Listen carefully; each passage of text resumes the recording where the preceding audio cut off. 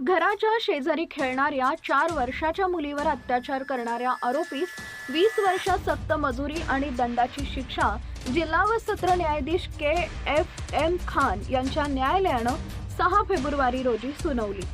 तालुक्यातील दैठणा पोलीस ठाण्यात 2023 मध्ये पीडितेच्या आजीच्या फिर्यादीवरून गुन्हा नोंद करण्यात आला होता। यामध्ये आरोपी स्वप्नील उर्फ राजू भगवान ताकट वय वर्ष 25 यानं मोबाईल देऊन लहान मुलीला बाथरूम मध्ये नेलं। त्या ठिकाणी अश्लील चाळे केले। यावेळी मुलीची आजी त्या ठिकाणी आली असता आरोपी काही न बोलता त्या ठिकाणाहून निघून गेला। मात्र ही लहान मुलगी रडत असल्यानं घरच्यांनी तिला दवाखान्यात नेलं। त्यानंतर डॉक्टरांनी तपासून घडलेला प्रकार सांगितला। यानंतर आरोपी विरोधात गुन्हा नोंदवण्यात आला।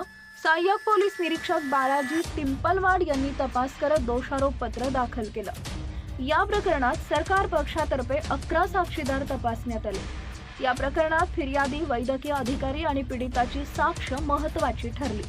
त्यानंतर न्यायालयानं आरोपी स्वप्नील उर्फ राजू ताकट याला भारतीय दंडविधान संहिता कलम 376 अन्वये दोषी धरून 10 वर्ष सक्त मजुरी, 2000 रुपयांचा दंड, त्याचबरोबर कलम 376 अ ब भारतीय दंड विधान संहिता अन्वये 20 वर्ष सक्त मजुरी, 3000 रुपयांचा दंड, कलम 4 पॉक्सो अन्वये 20 वर्ष सक्त मजुरी व 3000 रुपयांचा दंड, कलम 8 पॉक्सो अन्वये 3 वर्ष सक्त मजुरी व 1000 रुपयाचा दंड अशी शिक्षा सुनावली।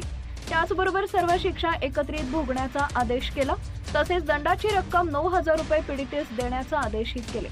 या प्रकरणात मुख्य सरकारी अभियोक्ता ॲडव्होकेट ज्ञानोबा दराडे, सुहास कुलकर्णी यांच्या मार्गदर्शनाखाली सुनंदा चावरे यांनी सरकार पक्षातर्फे बाजू मांडली।